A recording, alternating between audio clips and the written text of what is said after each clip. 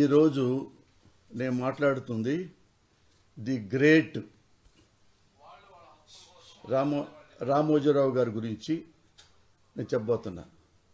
ఎలాంటిదంటే ఇంకో చూడండి, రామోజీరావు రామాయణం పక్కన మీరు చూసి ఉంటారు. వాళ్ళ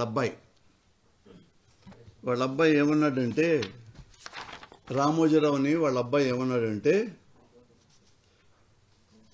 రామోజీరావు కొడుకుగా పుట్టడం నాకు శాపం. చూడండి, మీరు ఒకసారి చూస్తే అది క్లియర్గా జనానికి కూడా చెప్పాలి. అంటే రామోజీరావు కొడుకు సుమన్ ఏమన్నా అంటే, రామోజీరావు అనేవాడు నా తండ్రి అవ్వటం నా కర్మ, అలాంటి వాడికి నేను కొడుకుగా పుట్టడం నేను చేసుకున్న శాపం. ఎలాంటి వాడు రామోజీరావు అని నేను మనకు చెప్తా. ముఖ్యంగా ఇంకోటి ఏంటంటే, చూడండి, బైజు అంటే వైసీపీ ప్రభుత్వం ఆంధ్రప్రదేశ్ పిల్లలకి చదువుకోవడానికి విజ్ఞానం పెంచుకోవడానికి ట్యాబులు ఇస్తున్నారు. వేల వేల ఖర్చుతో, కొన్ని వందల కోట్లతో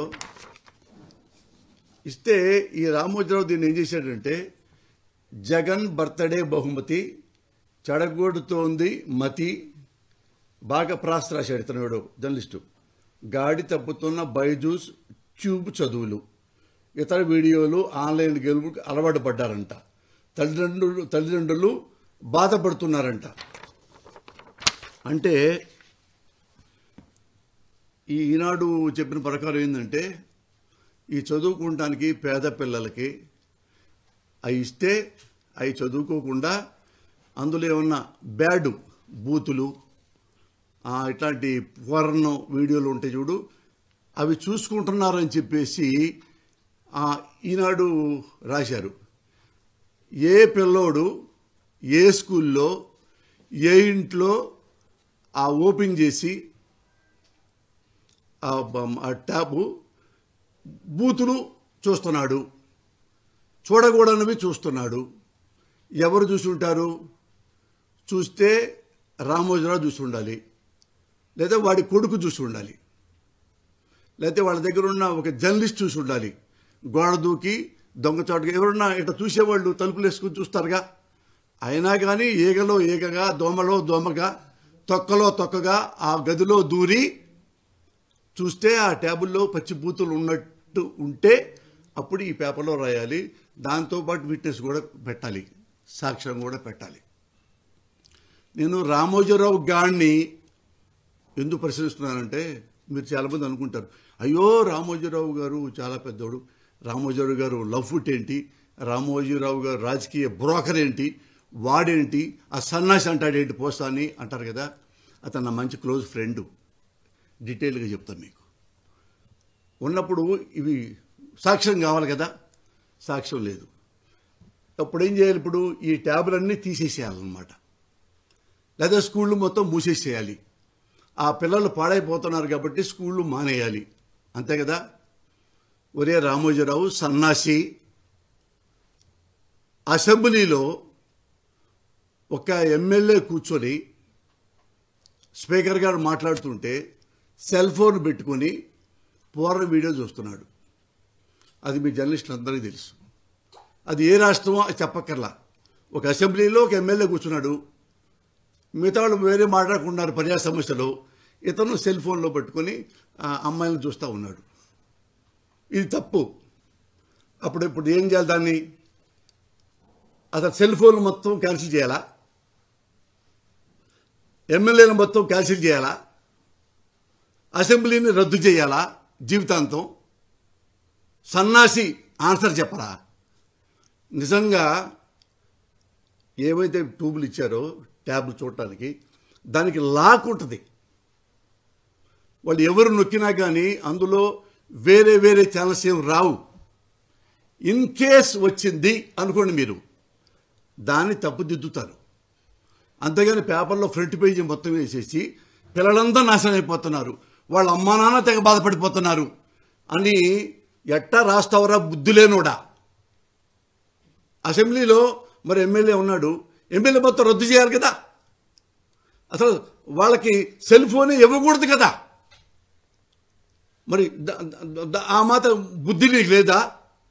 నేను ఒకటి చెప్తా, మీ జర్నలిస్ట్ చాలామంది తెలియదు. రామోజీరావు నాకు ఎంత ఫ్రెండో. నేను 1984లో హైదరాబాద్లో మార్గదర్శి బ్రాంచ్, సికింద్రాబాద్ బ్రాంచ్లో నేను అసిస్టెంట్ మేనేజర్ని. కొత్తగా చేరా, ఫ్రెష్గా వస్తే ఏమనుకుంటావు, మనం చాలా నిజాయితీగా ఉండాలి, పర్ఫెక్ట్గా ఉండాలి. పర్ఫెక్ట్గా ఉంటే తొందరగా మేనేజర్ అయిపోతాను. ఇన్ని కళలు నాకు ఉండేవి.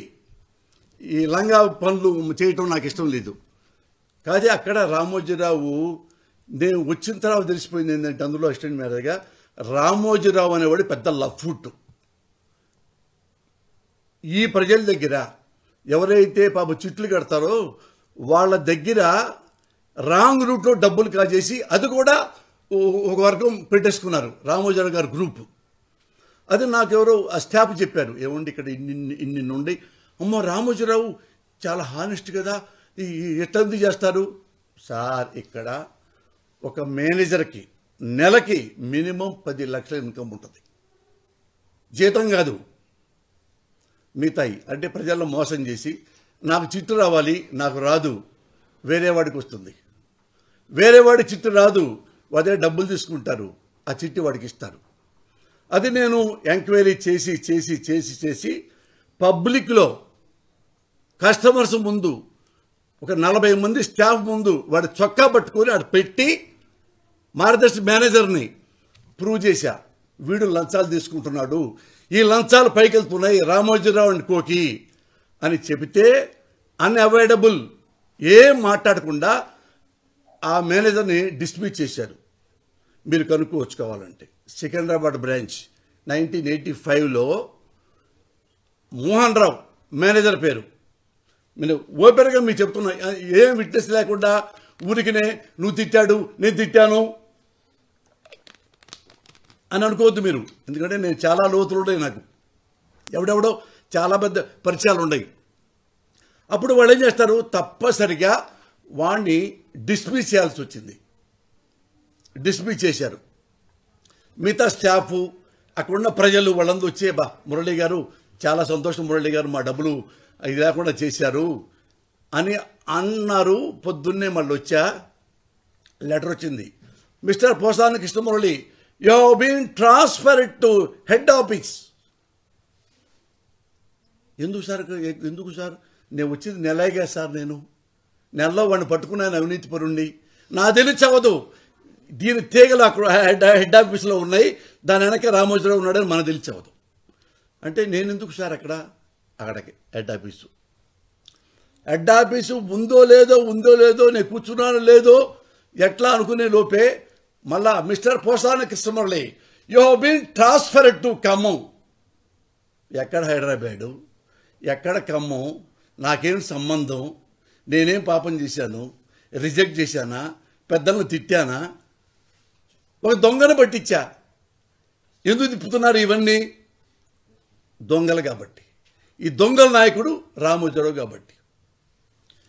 షార్ట్ టైంలో 10 రోజుల్లో 2 రోజులు మారుస్తారని మూడు బ్రాంచీలు నన్ను ట్రాన్స్ఫర్ చేసి, ఇక నాకు అర్థమైపోయింది, సీన్ అర్థమైపోయింది. అక్కడి నుంచి నేనే లెటర్ రాసి, ఇక్కడ మీ దగ్గర పనిచేయటం చాలా గొప్ప ఎక్స్పీరియన్సు, మీలాంటి యదవల్ని నేను జీవితంలో చూడలేదు. ఇట్లా లెటర్ రాసి ఆ నుంచి నా ప్రయాణం ఎక్కడికి వెళ్ళిందంటే సినిమా ఇండస్ట్రీ మద్రాస్కి. అది మద్రాసు నాకు వెళ్తా కారణం బేసిక్గా.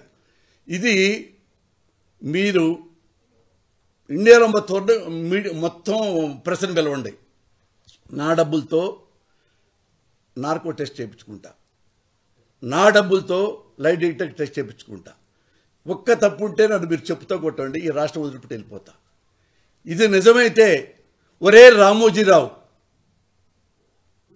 నీకు సిగ్గుంటే, మరి అందులో వాటిలో బూతులు ఉన్నాయి, పిల్లలు పాడైపోతారు అని పేపర్లో ఎక్కినోడివి, నీ దగ్గర ఒక మేనేజరు నెలకి 10 లక్షల లంచాలు తింటూ డిస్మిస్ చేస్తే నువ్వు ఎందుకు ఆ పేపర్లు వేయలేదు?